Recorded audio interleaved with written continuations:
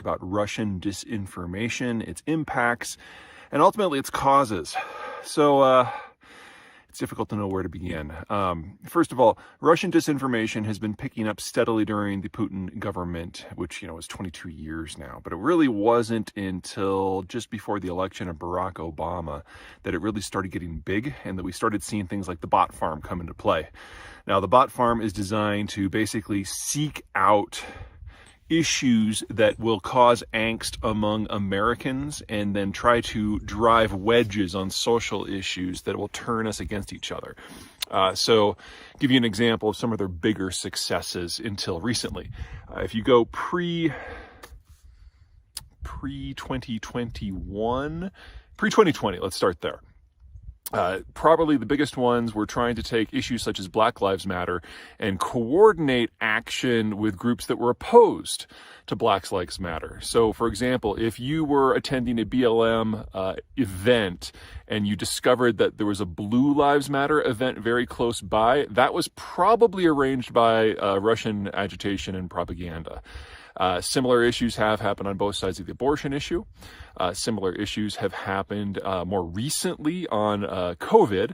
If you believe that COVID will make you magnetic, or if you believe that the VAERS database is a hit list, you have fallen prey to Russian propaganda. This is not limited to the right by any stretch of the imagination. Putin himself has led the propaganda effort against, say, fracked natural gas and oil. Pretty much every claim out there, from the fact that the fracking fluid is cancer-causing to that it's going to ruin water supplies, those all originated in Russian propaganda. In fact, in many ways, the modern environmental movement has some of its roots, not all, but some of them, in Russian propaganda that dates back to the late 1960s.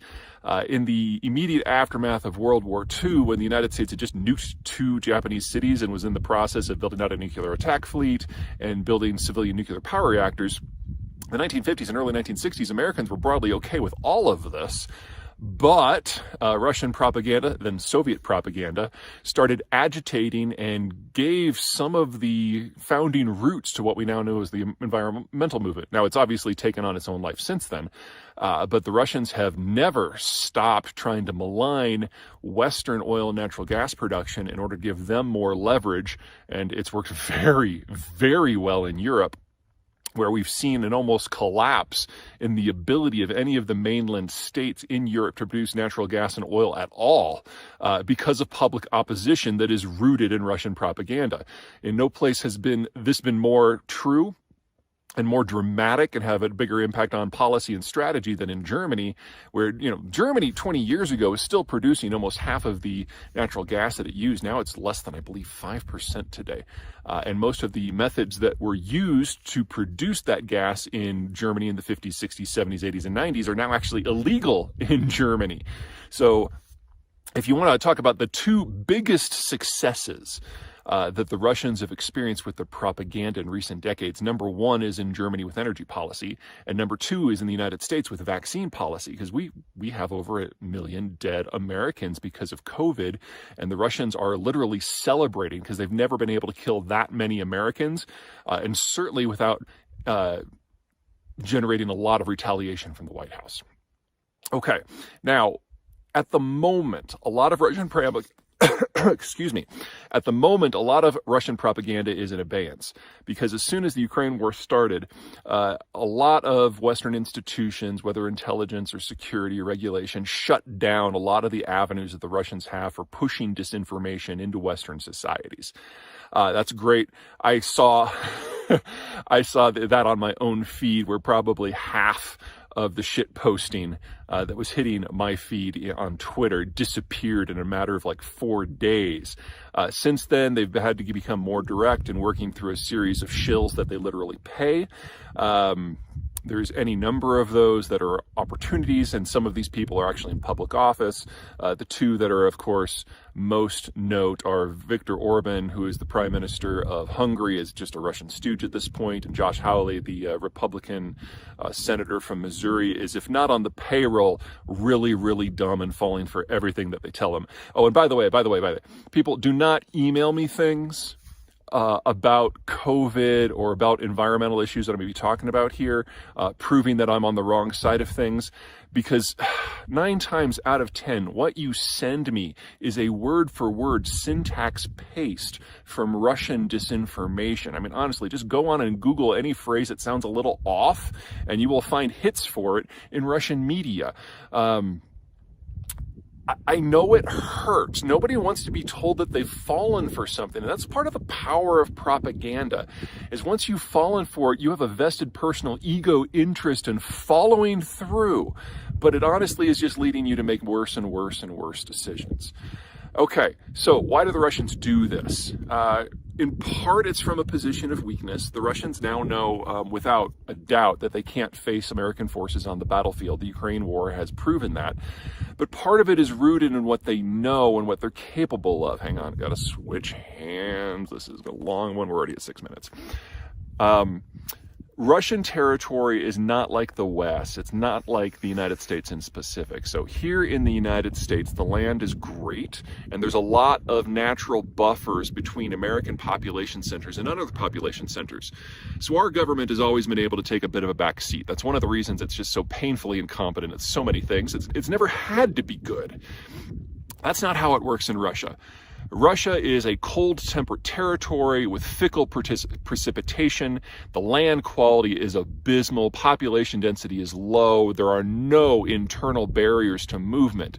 So when the Russian ethnicity settled in the area of what is today Moscow, centuries ago, they discovered that the only way that they could even theoretically secure themselves was to expand and to turn all of their neighbors into buffer states, and then all of the neighbors around that into buffer states, and slowly genocide out the ones that were closer while you absorbed even more. And what used to be a single principality within just a few dozen miles of Moscow got bigger and bigger and bigger and bigger and bigger, and eventually became the biggest country on earth. But that means that Russia is not a country or a state in the way we think of the terms. It's a multi-ethnic empire. And because of that, it has large populations, roughly a quarter of the population today. Might be up to 30% today because of the Russian demographic bomb. Let's call it 30%. That are not Russian, that don't see themselves as Russian. And so what the Russians have to do is shoot through those people with as much intelligence penetration as they possibly can, so that if there's ever a hint of dissent, they can then rub it out. The military is needed on the frontier. It can't do that in a way that, say, the Iranians do. So it has to be the intel services. And the intel services are always going to be operating at a numerical disadvantage to the occupied populations, ergo propaganda. So any propaganda and misinformation that we are seeing in the United States or in the West in general, the wider world, is nothing compared to the general operating principles that the Russians operate at home. Yes, they need this in order to make sure that the Russian population doesn't rebel. Russia's not a great place to live, but it's absolutely essential that they have it for all of their occupied territories. And remember, the Russians see their territory as indefensible. That's why they have to expand. They hope to reach a series of choke points, of gateways, places like the Polish Plain, the Bessarabian Gap, the Altai Gap, things like that. But the further out you go from Moscow, the more likely that it is non-Russians occupying the territory. So if you had a rebellion in some of these territories on the fringe that are not ethnic Russian, the entire thing falls apart at once. So the Russians have had to become very, very good at this particular tool set, and that tool set has other applications. And that's what we're seeing in the West now. Okay. That is it from wherever and whenever they could, because that was the way they could generate the most casualties and have the most political impact on decisions in Kiev. And then in about May, once it had warmed up enough that you didn't necessarily need heating in Ukraine, they switched targets to the agricultural supply chain system with a very, very heavy emphasis on the infrastructure that collects and especially exports the grain, taking out things like grain silos and ports, first in places like Odessa, and then later moving on to the Danube River Delta, which is where the Ukrainians then tried to get the stuff out. In this, the Ukrainians have kind of faced a triple bind. Number one, they import most of the materials that are necessary, like fertilizer, in order to grow crops in the first place. Number two, there isn't a lot of storage in Ukraine that was available because of last year's efforts in the war. Most of the storage was full completely. So the Ukrainians were focusing on getting that out so they could make room for this year's harvest. And in some degrees, there's been failure there, and the stuff has nowhere to go because, number three, almost 80% of this, maybe even a little bit more, goes out by water, primarily through the Odessa region. And with that kind of offline, the only other option is to rail it out.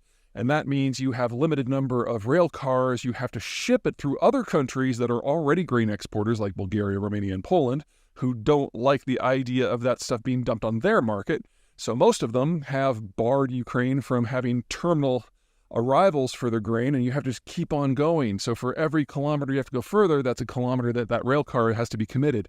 So all in all, you're talking about over an 80%, nearly a 90% reduction in Ukraine's ability to get the stuff out. And now that a lot of these ports on the Danube have been damaged, there's just no place to put the stuff from this year's harvest. So from the Russian point of view, mission accomplished. And now they're switching targets. This past week, the week of the 18th of September, they've started switching targets again because we're now getting into fall, and they're going after the power grid again. And over the course of the next month, I would expect that general shift to be almost complete. They've destroyed the Ukrainians' ability to play in international grain markets in any meaningful way. And now they're going to go after the power grid to cause mass casualties again. So definitely the Russians have absolutely won this round. The only way that the rest of the world might be able to help is to massively expand the rail connections between Ukraine and their neighbors and then the next line of countries beyond. It's not enough just to get the stuff to, say, Poland or Romania. You've got to get it onto the water, and that means you also build out the lifting infrastructure for transferring something from rail onto a ship, because these are countries were already grain exporters. That stuff is already used to capacity. You basically need to double the entire thing. Normally, you would expect something like this to be really bad for grain prices, or good, I guess, depends on your point of view. Send them up. But miracles, the Russians have had a bumper harvest. So they have increased their wheat exports by over a third. And that by itself is nearly enough to compensate for all the Ukrainian grain that has left the market. So wheat prices are actually down. Now, I am not a grain trader, and I'm not trying to give you anybody price recommendations, but just a couple things to keep in mind. Number one, the Russian climate is incredibly erratic. And so just because they had a bumper crop this year doesn't mean they're going to have a bumper crop next year. Keep that in mind. Number two, the Russians have said that any vessels, civilian vessels, anywhere in the Black Sea going anywhere near a Ukrainian coast, they reserve the right to attack. The Ukrainians are trying to convince people to come anyway, and they've had very, very, very limited success, but that war risk is always there. And for their part, the Ukrainians have said and have demonstrated that they can strike Russian ports as far away as Novorossiysk, which is their major grain loading facility for the Russians. Now, they have not gone after civilian vessels yet, but again, there's still the possibility that we can have a widespread war on the water, in which case all civilian shipping in the northeastern half of the sea is in a degree of risk.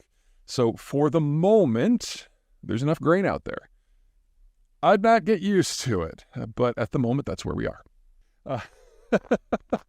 Anyway, I thought it would be good to lay out the rationale for why the Russians are doing what they're doing and why that forces the United States to do what it's doing. So the key thing to remember about the Russian space is it's not very valuable real estate. It's a lot of wide open with fickle precipitation and particularly harsh winters. So of the space of the Russian Federation, really only about a quarter of it is worth anything, and it is on a per acre basis, probably the least effective grain growing region on the planet of the major production zones.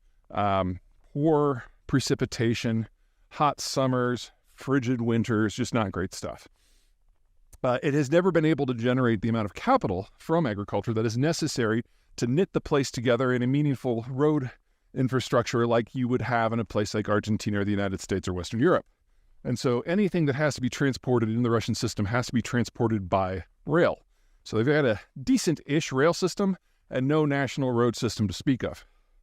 Now, the problem is even this relatively poor territory is surrounded by even poorer territory where you can't grow anything and where the land is completely flat. And so on 50-odd occasions throughout Russian history, someone has charged across that flat and made it all the way into the core territories that the Russians defined as their homeland.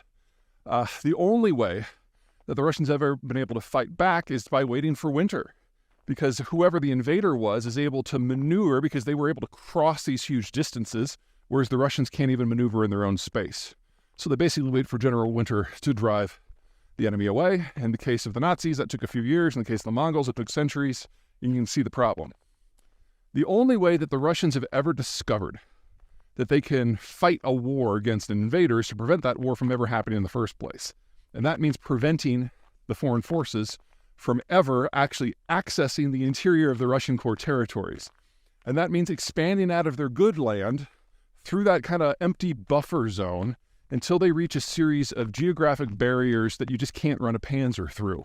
Places like the Polish Gap, the Bessarabian Gap, or reaching the Baltic Sea's coast. If they can do that, then they can concentrate their forces on the access points and then use geography to help them instead of being at its whim. This is something that they've been trying to do for basically the last 400 years, ever since the Mongols went home.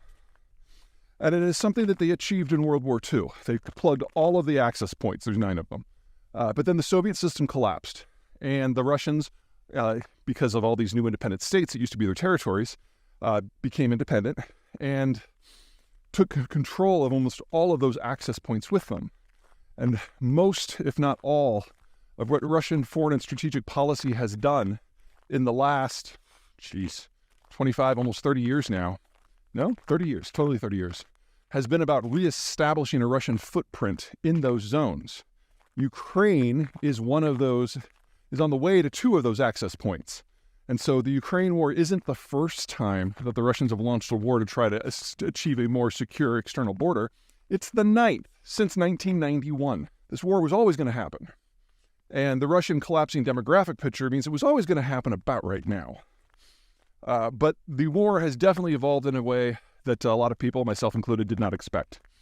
So, if you guys remember back to the Battle of Kiev in the first week of the war, there was this massive convoy of Russian military vehicles that was about 40 miles long that had more offensive firepower than the combined total of the entire Ukrainian military at that time. And people like me were like, wow, this is already over. And then, less than a week in, the convoy stopped because the Russians forgot to bring fuel. And shortly thereafter, a lot of the soldiers dismounted from their gear and started walking back to Belarus because they also forgot food. And we learned very, very quickly that the Russians don't simply, it's not just that they don't know how to do a combined arms conflict with land forces, tanks, infantry, artillery, rockets, and air power. It's that they've forgotten the lessons of not just the Soviet period, but the Tsarist period. And they don't know how to fight wars at all. They were a mob with guns, which is a very different proposition. Now, in the first few weeks of the war, it still looked like that was going to be enough. Because the Ukrainians really didn't have a military to speak of before the invasion happened in February of 21. Whew, it's a little chilly. I'm going to turn around. But we also knew, if we knew anything about the Russians, that their conquering of Ukraine wasn't going to be the last piece to fall into place to give them what they needed. And no. Ukraine doesn't actually control these access points. It's just on the way to the 2 most important ones. In Moldova and Romania, the Bessarabian Gap, and in Poland, the Polish Gap. And so, after this war, if the Russians were successful in subjugating Ukraine, they would be back again and again and again until they achieved what they see as their national defensive sphere. And by natural, I mean ideal. And that would mean invading a minimum, on the western periphery alone, another 6 countries. Moldova, Romania, Poland, Estonia, Latvia, and Lithuania. And the last 5 of those 6 countries are all in NATO. But, while you can say what you want about NATO preparedness, real training happens, and there has been integration, especially between the American forces and the Central European forces, that would be at risk in a next stage clash. So there was a recognition everywhere in NATO, in every defense ministry of NATO and its allied countries, that the Russians would be coming, and when they did come, they would probably not be able to stand against NATO forces in a regular exchange. Because combined arms, that's what the United States does, and that's what its equipment is geared for and its training is geared for, especially with allied armies. So if you have a mob from Russia at the end of a 1,000+ mile supply line crossing the Polish border where they come against a prepared NATO force, if the Russians only suffered 1,000-to-1 casualty ratios, it would probably be a good day for them. But the imperative that they secure this periphery before their population completely collapses hasn't gone anywhere. And if they know they can't do it with conventional weapons, all that's left is nukes. So there was an understanding in the first month of the war in Washington, in Berlin, in Paris, in Stockholm, in London, in all of them, that this was the battle that NATO was made for. We knew we couldn't allow direct confrontation between NATO forces and Russian forces because we would trigger that massive escalation and the use of nukes. But we also knew that if Ukraine fell to Russian forces, that we would be facing the Russians down. We'd just be facing it on NATO territory. And we would lose Berlin and Paris and Chicago. So the decision was made very early that any weapon system that the Ukrainians can prove that they can operate and maintain, that second one is very important. The Germans are very clear on that. Giving them a weapon system that's awesome does nothing if they can only use it once. They have to be able to fix it themselves. Anyway, any weapon system that they prove that they can maintain and use competently, they can have, and everything else is details. Now, there have been a lot of details to work out about the pace of the weapons, because remember, we're trying to make sure that this battle stays bottled up in Ukraine proper, and the Russians never face so catastrophic of a loss. They have to maintain hope that they can actually win this. If you take that away from them, the nukes will fly. And so it's always an issue of hitting a balance. And we can argue about whether or not the balance has been overly conservative or not, but there remains a deep-seated understanding across the entire alliance and beyond that if this is not done, then all of Western civilization is for naught. So it's going to keep happening. On their side of the equation, the Russians have decided that since the Ukrainians were not willing to roll over or just exist as cannon fodder or speed bumps for them, like a lot of other groups have in the 300 years that the Russians have been following this strategy, that they are part of the problem and need to be removed, or at least broken. And that's where you get the rape clinics. That's where you get the recreational torture centers. That's where you get the mass murders. From radio intercepts, we know that there are dozens, German radio intercepts specifically, that there are dozens of incidents like the mass carnage of Bucha or KHERSON or Izium that have occurred throughout the occupied territories, killing an unknown number of people. And this is where you get the cleansing stations, which basically serve as filtration camps, and in order to separate the Ukrainians from their property and their land and ship them off somewhere else, and where conservatively tens of thousands of Ukrainian children have been shipped into Siberia with Russian cabinet members celebrating that how their documents were destroyed so they can never be returned home. We're talking about easily in excess of 20,000 recorded war crimes to this point, and the Russians haven't bothered to hide any of it. So it's all documented, or at least everything that is on the western or the northern side of the front line. I'm sure there are more horrors to the south and the east to be discovered. More recently, the Russians have been following a two-part strategy in order to destroy the civilian population. Number one is going after the food production and distribution systems, which is what they did through most of the summer. And then starting in the third week of October, they're doing a redux of a strategy that they initially developed back last winter and going after the power grid so that as many Ukrainians are in the dark and in the cold throughout the Ukrainian winter as possible. I would argue that most Western militaries are doing everything they can with training and the equipping of the Ukrainian forces. If you're a civilian, you want to do something, I'm not going to recommend that anyone goes out and picks up a weapon. You know, people who are going to do that are going to have better sources on how to do that than me. But what you can do is help out the Ukrainians and help them survive. There's a charity I support called MedShare that provides medical assistance to communities who, through no fault of their own, have lost the ability to look out for themselves. So, for example, if the Russians are going after your power grid, MedShare steps in and helps hospitals with diesel generators, fuel, and surgical kits. It's a group that I've been supporting for about a year. And for the month of November, I'm going to be doubling every donation that comes in. Keep in mind that this newsletter and video log is free. And things are not going well. Every plane out of all Russian locations to any other location are full. Every ticket for the next month has basically been sold on every possible plane. People are chartering private flights at 25 grand a seat in order to get out, and there are miles-long traffic jams at exit points, especially in Georgia and in Finland, where you can still drive out. So, not great.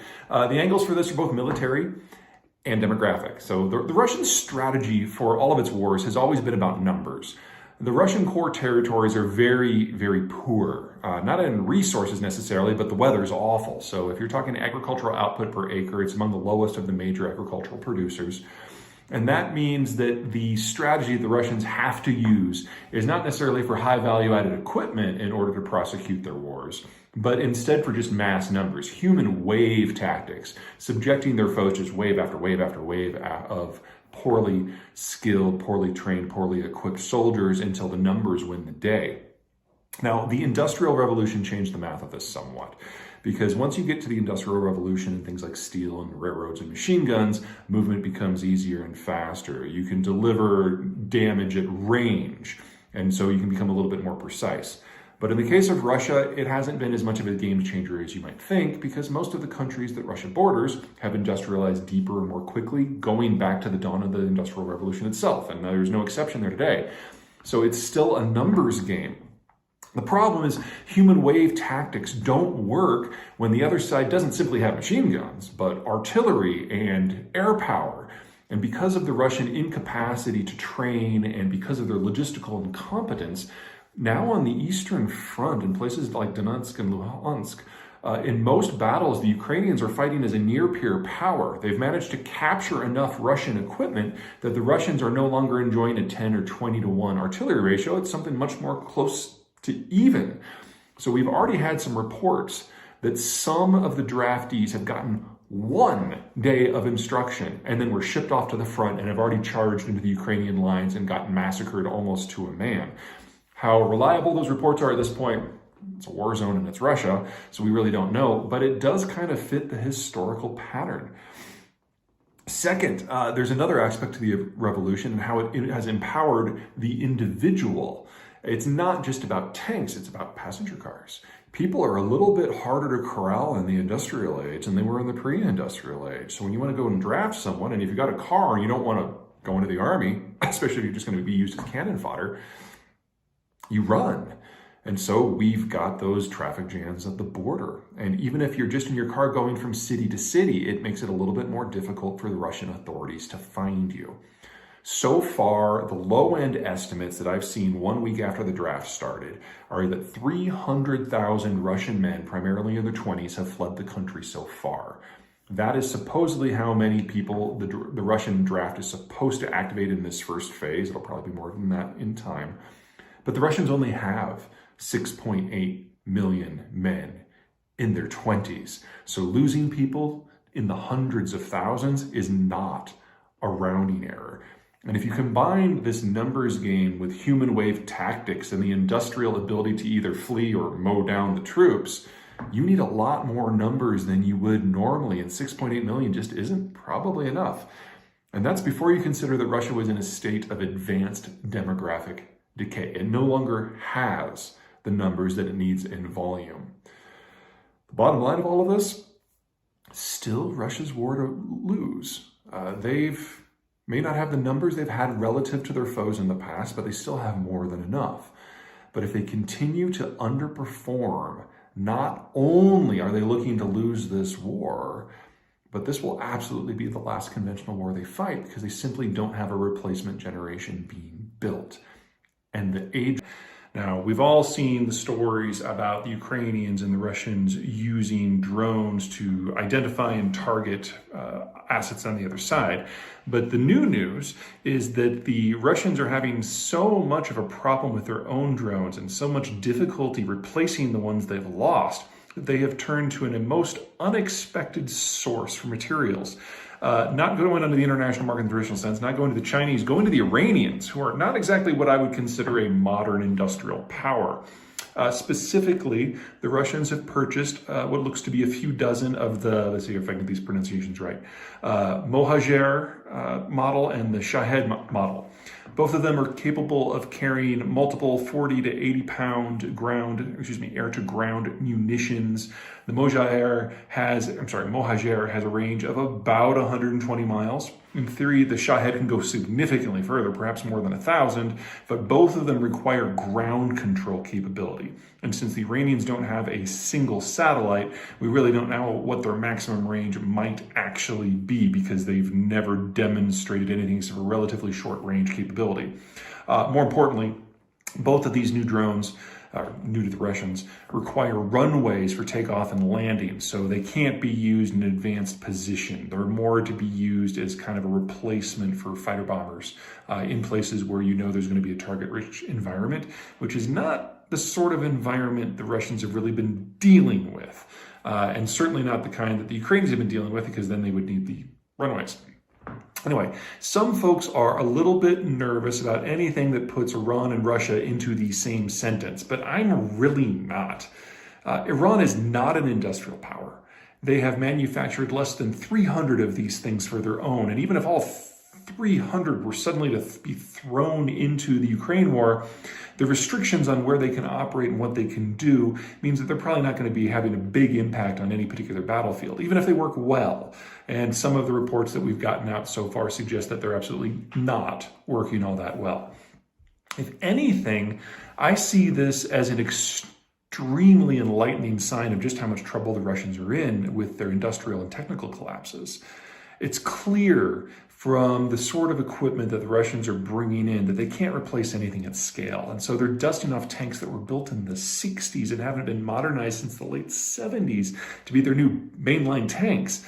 And if they can't put just a few dozen drones into the field, into production in a reasonable time frame, to the point that they're actually importing finished equipment from third countries that are not leading lights when it comes to manufactured goods, you got to wonder what the maintenance is like for everything else that they have. So, for example, think artillery. This is how the Russians have been fighting the war to this point. They're using over 40,000 shells a day. And most barrels, once they fire 1,000 to 2,000 shells, that's it. They're done. You have to take them out of commission and replace them. And with some of the older equipment that the Russians are using, they can never even get to that 1,000. 600 might be as far as you can go. So we're seeing equipment failures in a lot of places, and that's probably why the eastern assault of the Russians on Donetsk stalled out about a month ago. Even worse, far worse, for the Russians is until this war happened, Russia was the world's #2 arms exporter by value. In fact, they've been relying upon the income from those weapons sales to keep their industry alive. There hasn't been enough demand from the Russian military itself to justify its existence. And in this war, Russian equipment has done very badly. So every country in the world that has imported a lot of Russian equipment to round out their forces or to mainline their forces, they're now having second and third and fourth and fifth thoughts about whether or not this is something they want to do at all. In particular, we should be watching the Indians, because India is the only country that has actually provided the seed and development capital that's necessary to develop some of the more advanced weapon systems, whether it's jets or helicopters or cruise missiles, and they're in the process of backing away from almost all of it. And that is their the Russians' number one market right there. About the only thing about this weapon sales from Iran to Russia that I see that I'm a little bit concerned about is that ground connection thing. Now, Iranians have to have basically a line of sight, so there has to be a ground station that can communicate with the drone. In the United States, we use satellites. The Iranians don't have a satellite, but the Russians do. So the Iranians here are probably going to get a lot of great technical data on what it means when you can integrate one of their hardware systems with someone else's communications network, and down the road, that is likely to provide a bit of a boost to the Iranian weapons industry. That's not a problem for today, that's a problem for later. But if you're going to worry about some aspect of that, that's probably what you'd be concerned about. Okay, That's it for me. Until next time. Everyone, quick addendum. We were just about to load up the report on Iranian drones going to Russia. Everything on that stands, but the new news just now is that the Russians are also getting artillery supplies from North Korea, of all places. Now, everything we said about the Iranian drone program and what it means for Russia and the war effort, that stands.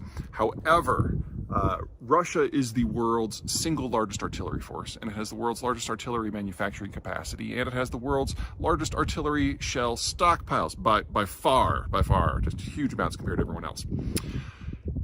If this is true, and they really are now turning to the North Koreans for equipment, two things come out of this.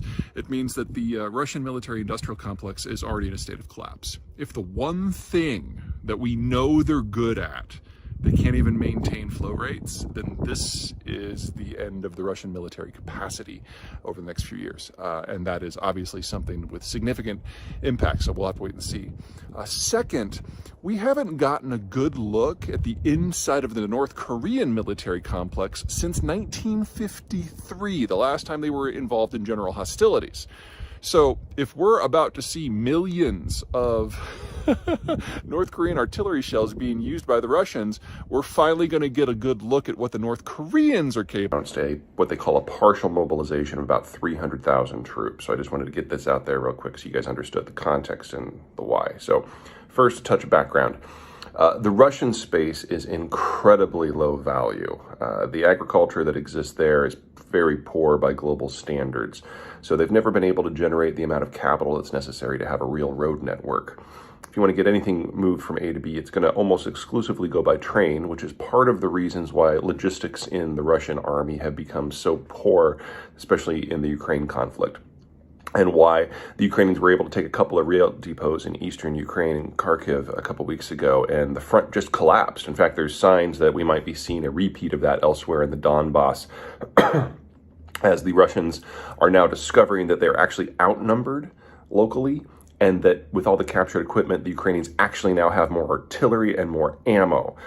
So if you take a poorly trained, conscripted force in Russia that is badly equipped and put it against a very motivated and enlarging force that is getting better training from abroad and better equipment from abroad in addition to the captured stuff, all of a sudden, at least for now, the balance of forces has really changed. And the only way that the Russians have ever been able to fight that sort of war is with more numbers. So they've had about 150,000 troops in area, plus the Chechens, plus their mercenaries. So let's just call it an even 200 for rounding. They're now going to add another 300. This doesn't mean that the nature of the war has fundamentally changed. It means two things. Number one, this is the sort of the Russian war the Russians know how to fight. Just throw bodies after it. The Russians have always had a larger population than any of the countries they've gone to war with, and so they've always tried to win by numbers, and when they have won, that's usually how it has happened. Second, this isn't a fundamental break. Yes, the Russians need these troops and they need them badly, but when you've only had 150,000 in theater and you've been fighting for 6 months more or less nonstop, and your logistics have been a mess, 300,000 troops doesn't turn the tide. It just means that you're going to be able to cycle in troops to replace the ones that have become exhausted. So this doesn't give the Russians fundamentally more troops in theater. It allows them to rotate troops through the theater and continue fighting the war in more or less the way that they have been now, which is to say poorly. Obviously, it's still bad news for the Ukrainians, but ultimately this is getting to one of the core issues that I've been talking about since the beginning.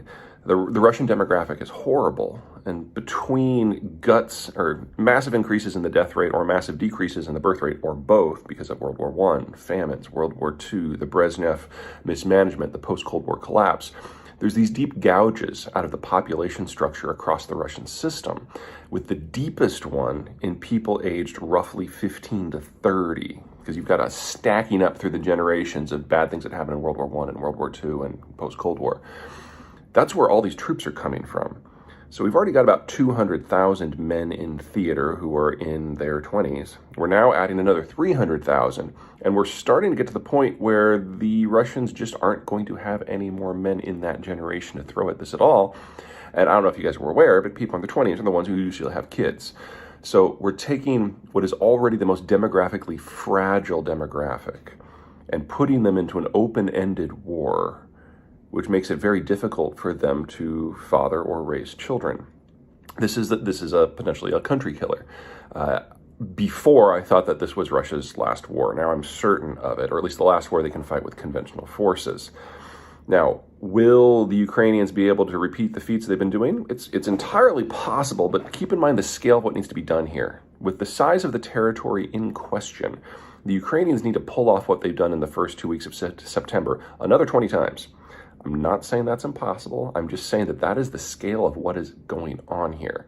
So expect the Ukrainians to do two things. Number one, continue to hammer as many logistical points that the Russians rely on as possible. Anything they can do to disrupt the flow of men, material, and especially food supplies to the front line is something that is going to crush the Russian demographic that is responsible for the soldiers and responsible for what's the word I'm looking for? Propagating the Russian condition in the first place.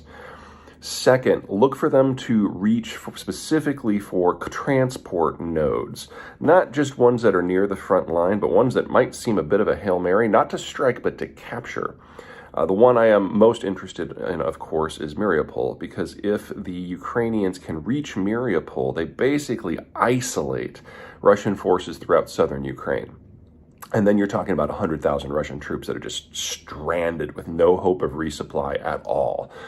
If the Ukrainians are going to win this war, they have to take massive bites out of not just the Russian army, but the Russian demographic. And doing that, destroying the Kerch State Bridge, isolating Crimea from the rest of Russia, that is how that is done. And now that the Russians have obliged to throw another 300,000 troops into the grinder, we may be seeing the beginning of the Russians' end here. It is still have lost the ability to look after themselves for reasons beyond their control. So when the Russians rolled into Ukraine, MedShare got to work to help out with things like surgical kits in order to help local communities keep their own people alive. And for the month of November, anyone who donates to MedShare is going to receive a matching donation from us up to $40,000.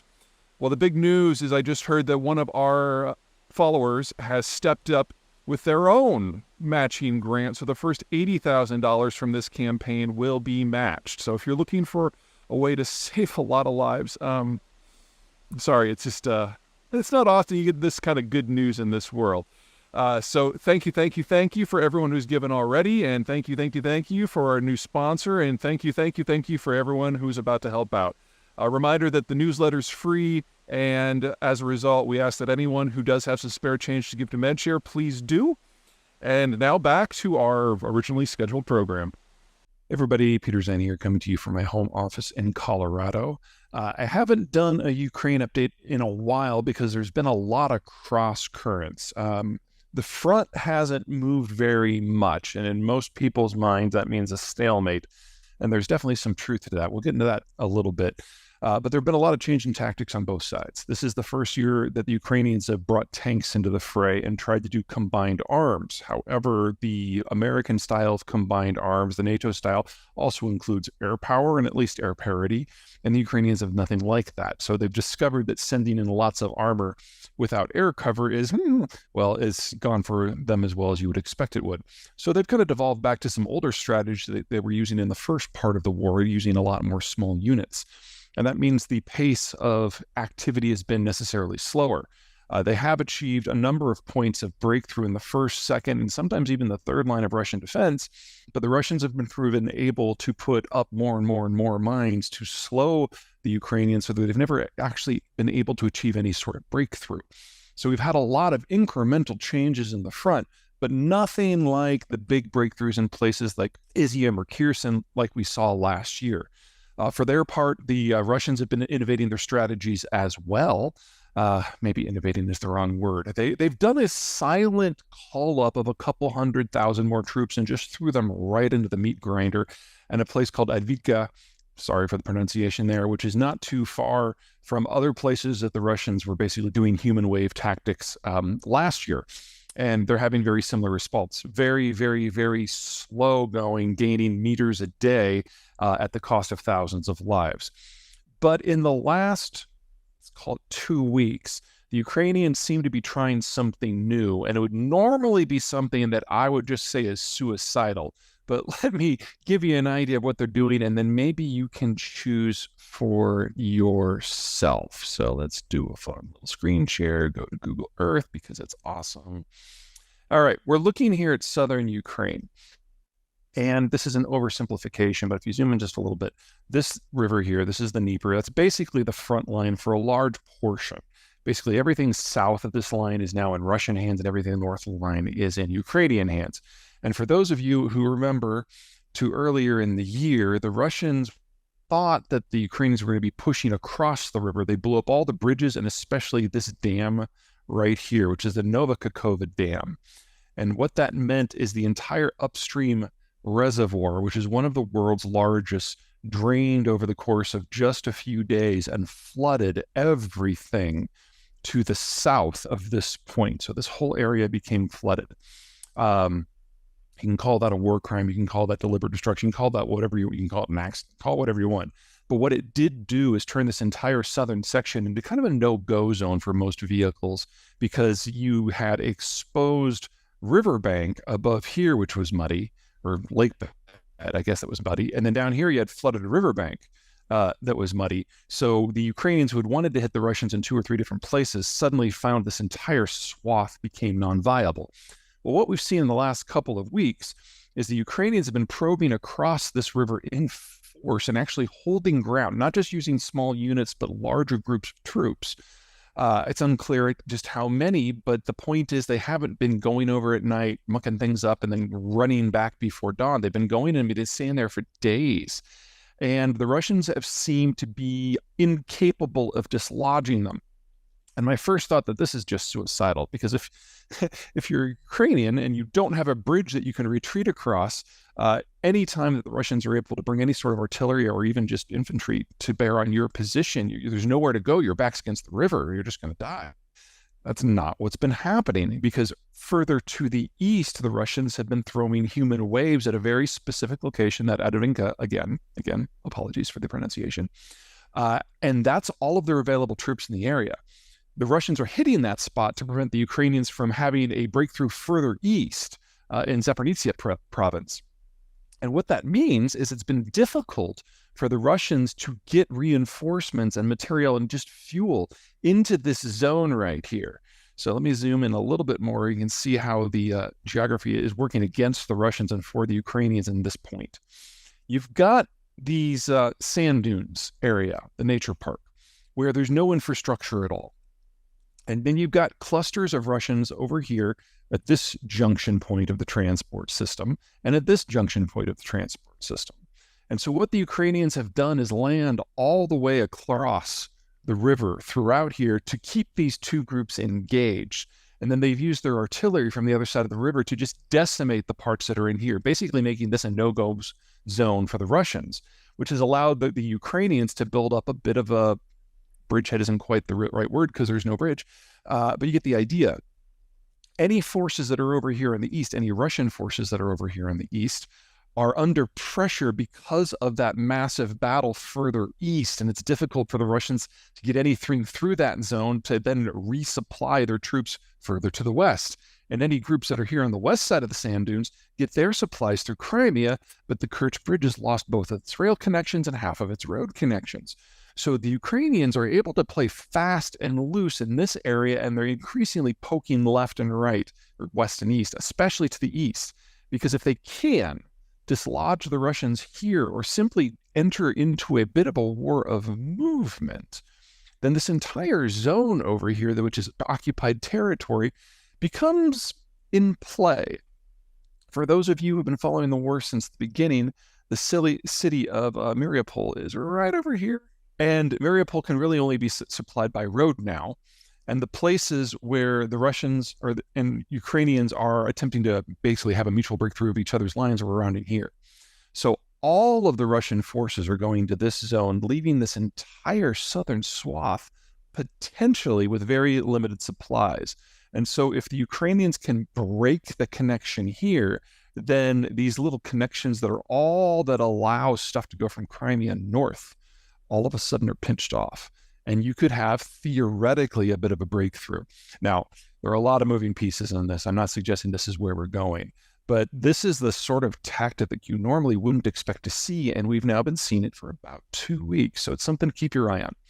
During the Ukraine war to this point. Specifically, now that I've had a little bit of time to kind of step back and reassess, it's been about 5 weeks since I talked about the war in general. We're now going to talk about where we are today.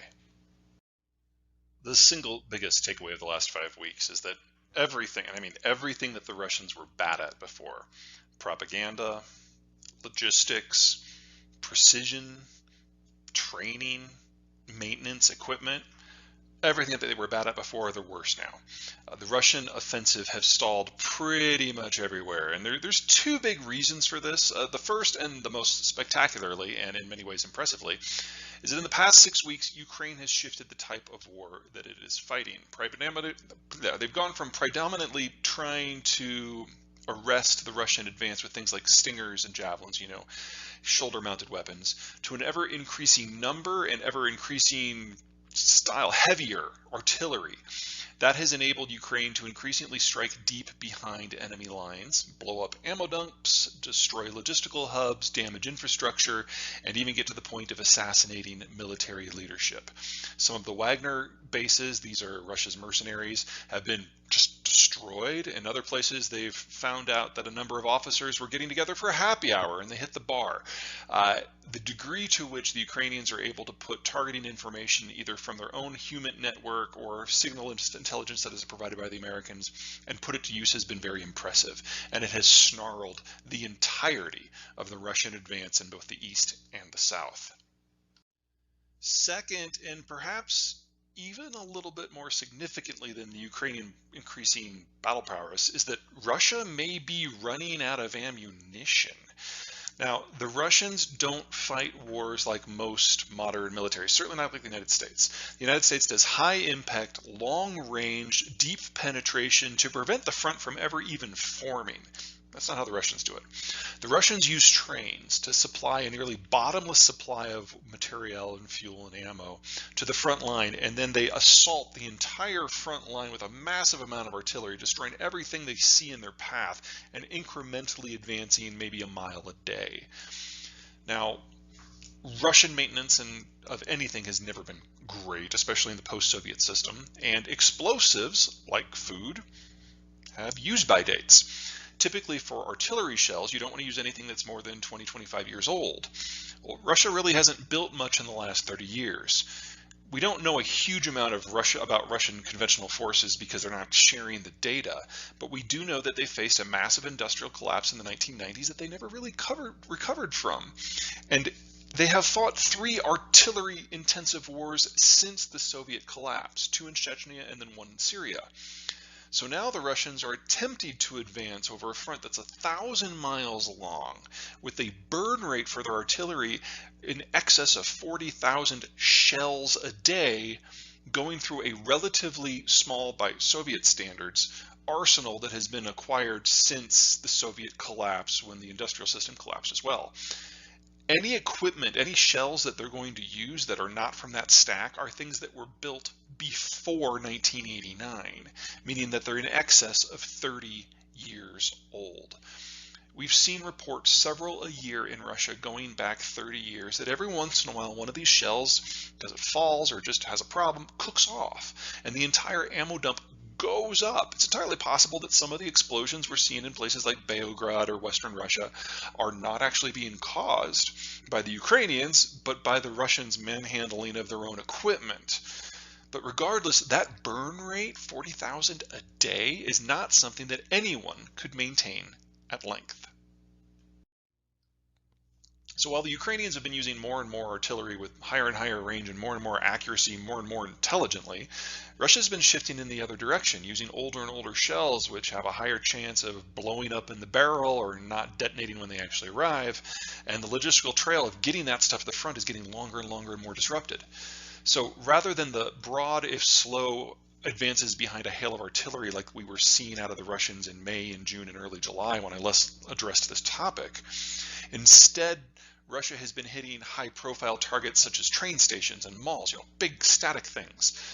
but those attacks have the feeling of being a little bit more than the Russians shooting at things to demonstrate to the world that the Russians can still shoot at things.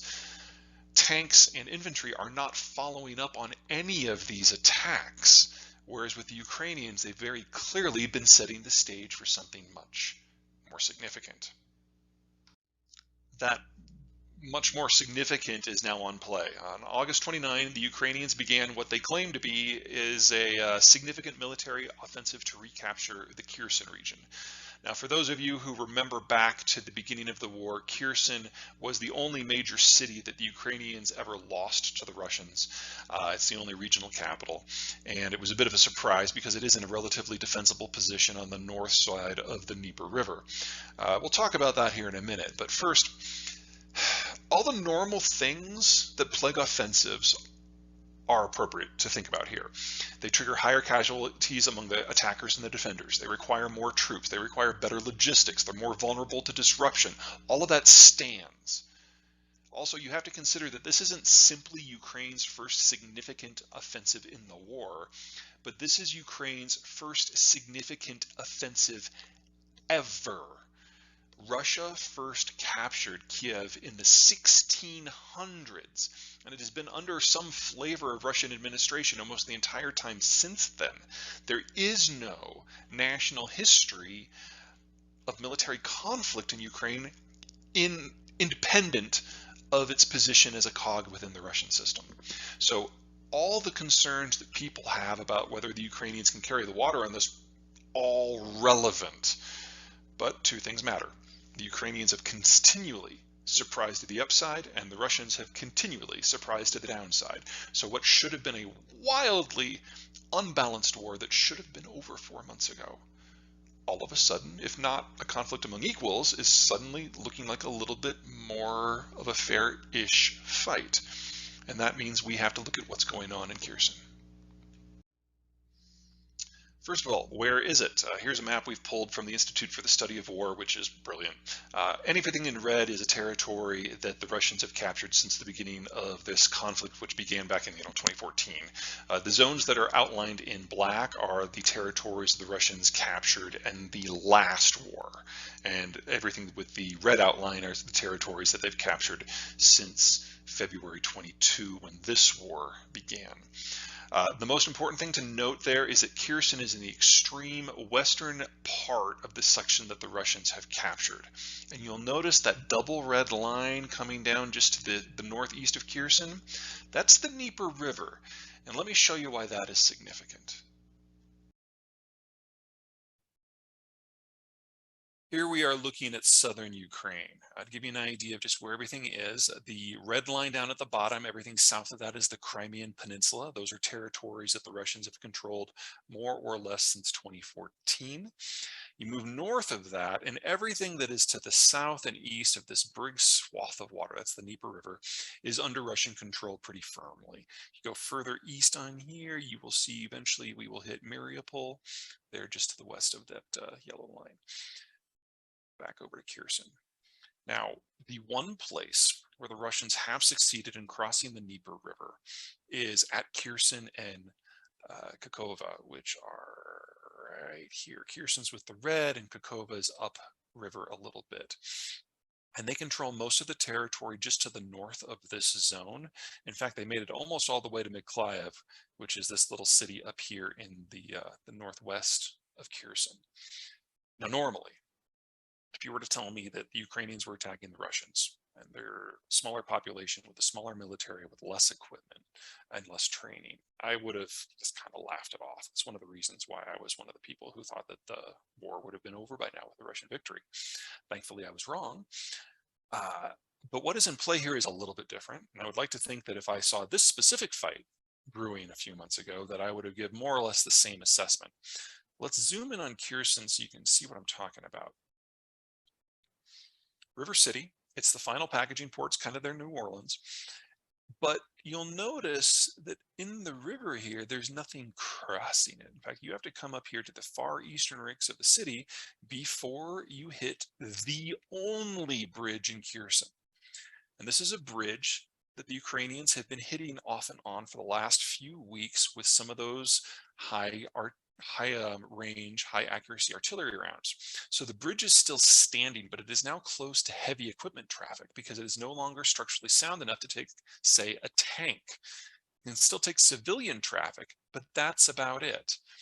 The next bridge upriver is not until you reach Novokakova, right here, which doubles as a flood control lake for what is basically a reservoir up here.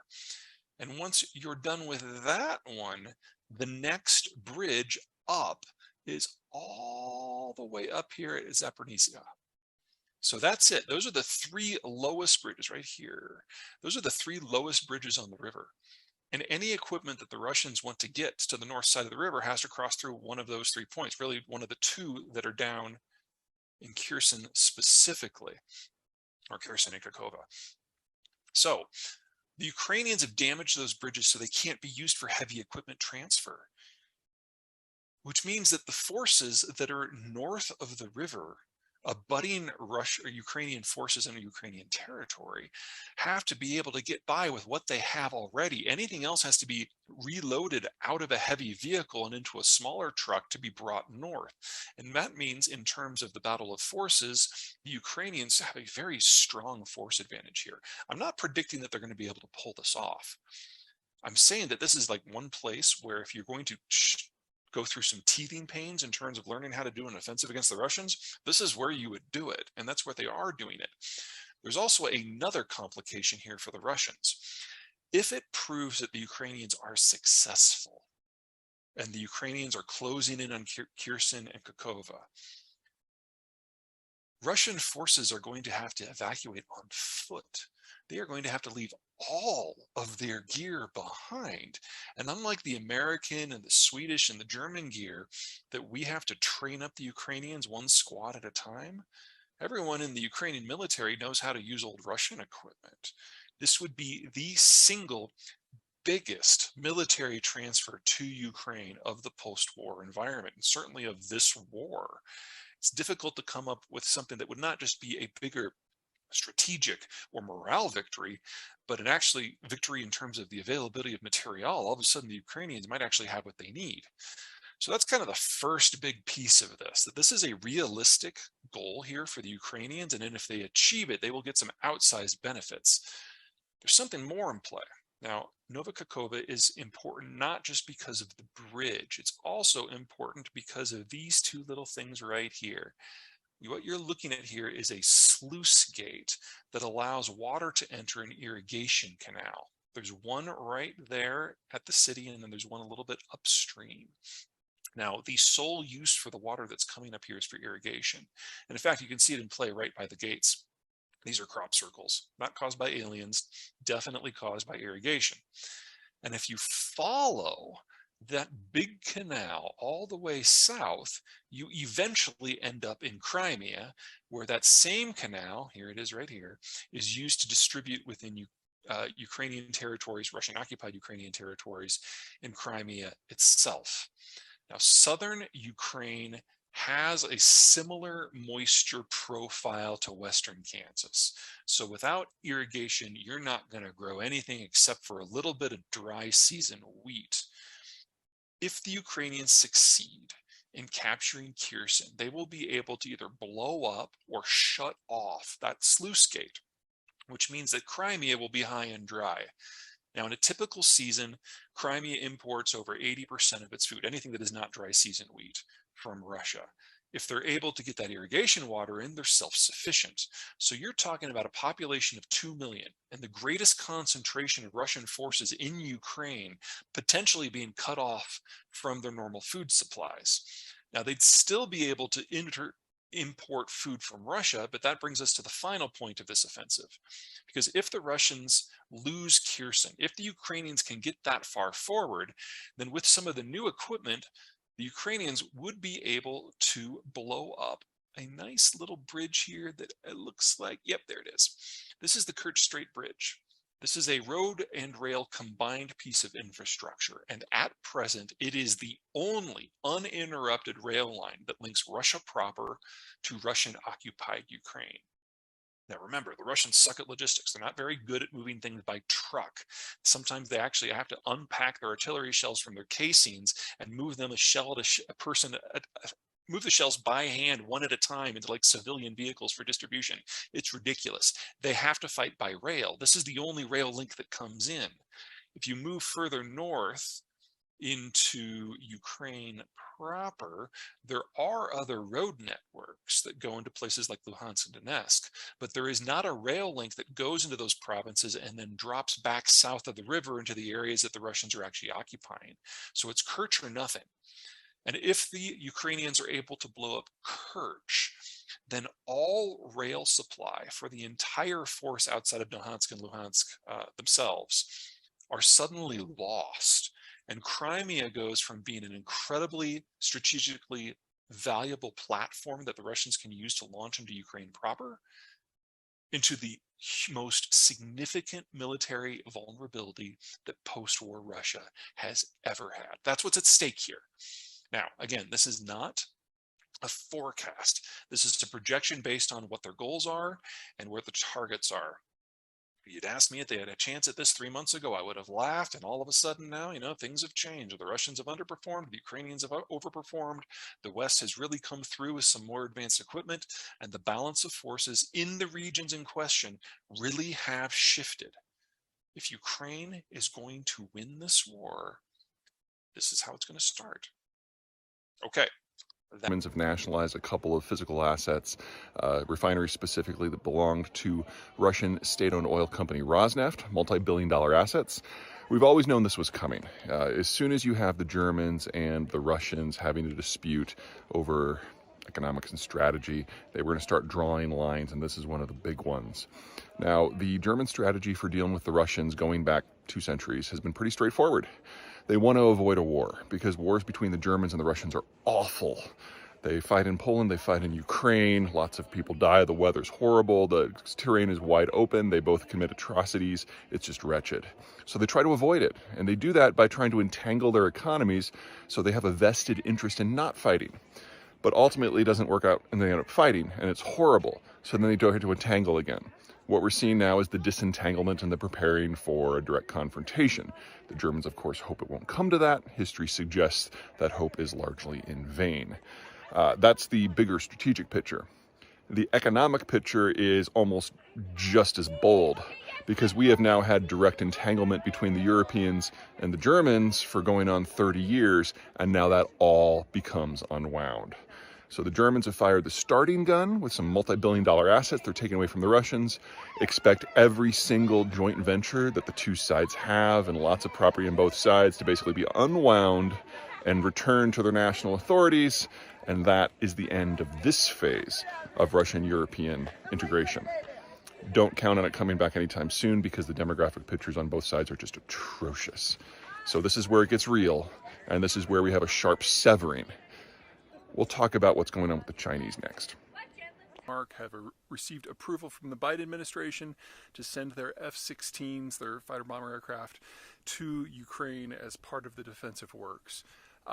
There's a lot of things that are packed in here. Let's start with the most obvious one. Even if these things start to ship today, they're not going to be there in sufficient numbers or with the infrastructure to support it in time to have any impact on this fighting season.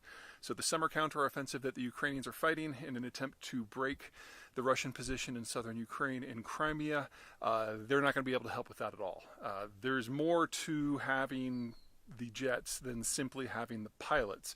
You have to have the logistical infrastructure to supply them with fuel, with spare parts, especially with munitions, and they have to be able to do all of the repairs and all of the maintenance within Ukraine proper.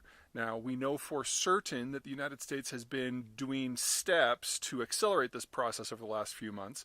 We know that there have been a number of Ukrainian pilots across the United States and NATO bases system that have been training on the F-16s and getting flight time. But there's going to be a lot more that needs to be done in terms of the maintenance side of the equation. Okay, so that's piece one. This is something that's going to affect over the winter and then into next year. Second, the players, the Netherlands and Denmark, basically run almost exclusively American-equipped forces.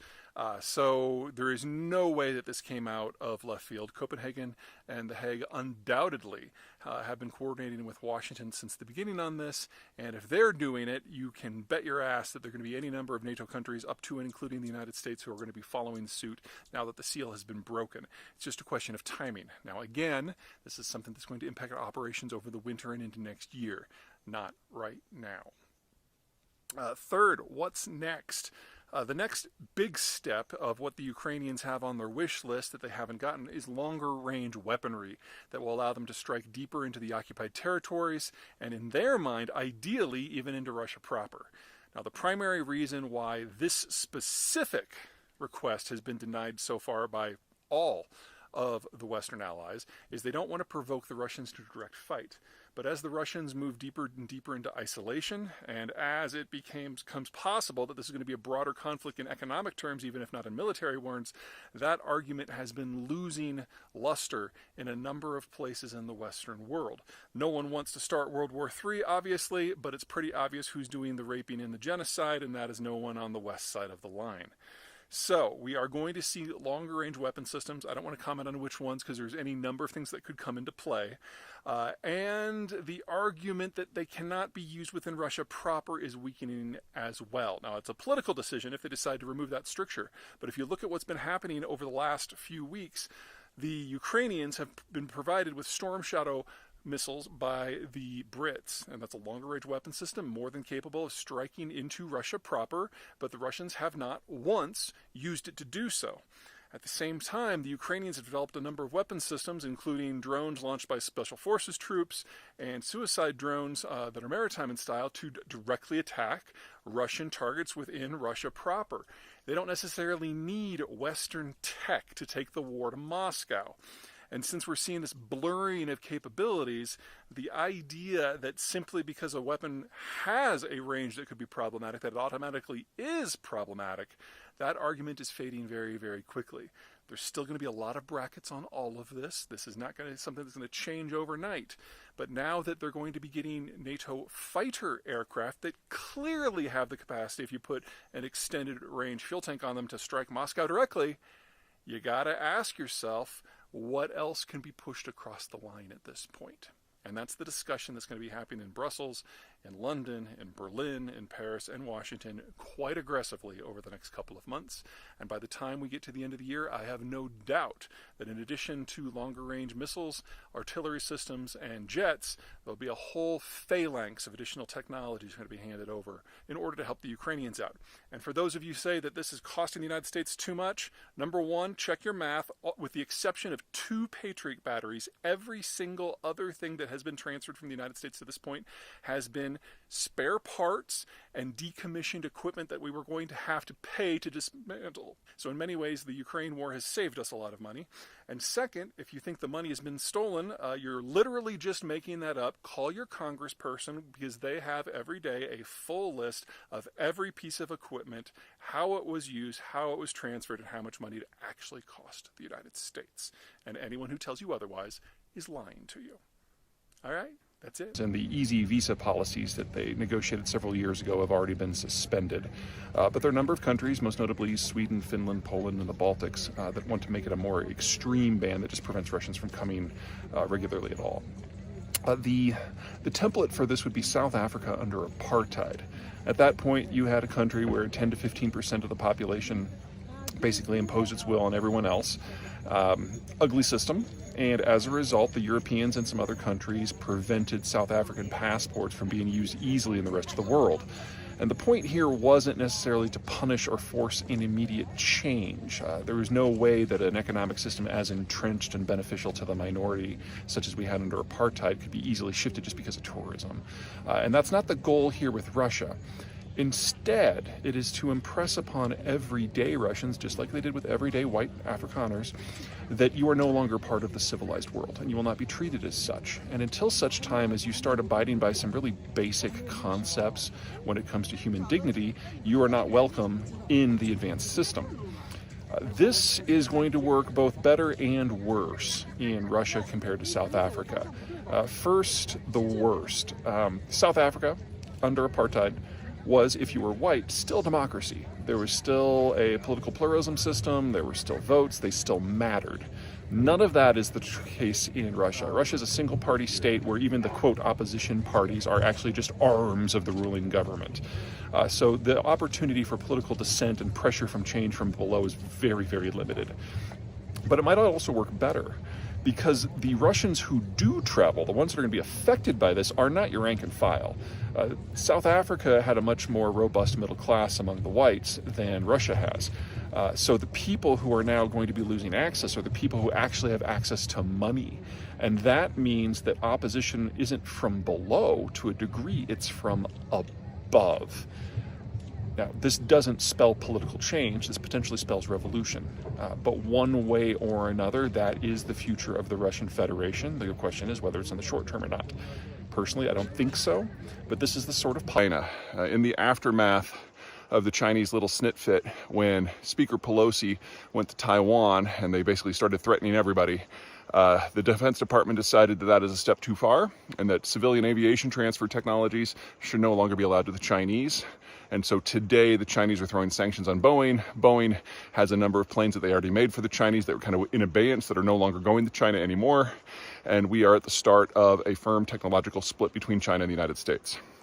Now, some version of this was already in progress in other sectors, specifically semiconductors.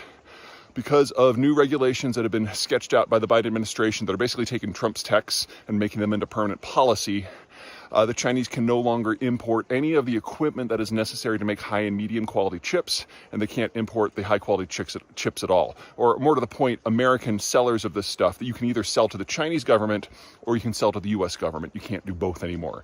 And so for American companies, that's kind of the same as a ban. The debate going on, not just in Washington, but in the Netherlands and in Britain and Japan, is to how far down to go on this scale. So can you still sell medium quality chips to the Chinese? Can you still sell the gear that's necessary to make the low quality chips? All of this is now on the table, and I expect we're going to see stricter and stricter restrictions. And the Chinese have proven over and over and over again that they can't manufacture any of this stuff on their own. Yes, one guy did manage to develop a 7 nanometer chip, and good for him, but that's kind of like Aristotle. So you have one dude. Translating that into the overall system is something the Chinese have proven over and over and over again that is just beyond them. They can't even make the gear for the low-end chip manufacturer. So, just as we're having a divorce economically between the Germans and the Russians, we are now past the point of no return between the Chinese and the Americans. So I've been warning a lot of my clients for a couple years now that this was coming, and it's time to get your people out and your technology out and cash out however you can. At this point, because the Chinese are doing counter sanctions, it's probably too late for anyone who has remained, and it's time to start writing down all of your assets in the People's Republic to zero. I mean, you might be able to get a little bit out, but you should count on the entire corporate relationship collapsing over the course of the next year or 3. We're at that point now. That's the bad news for the Chinese. There's some good news.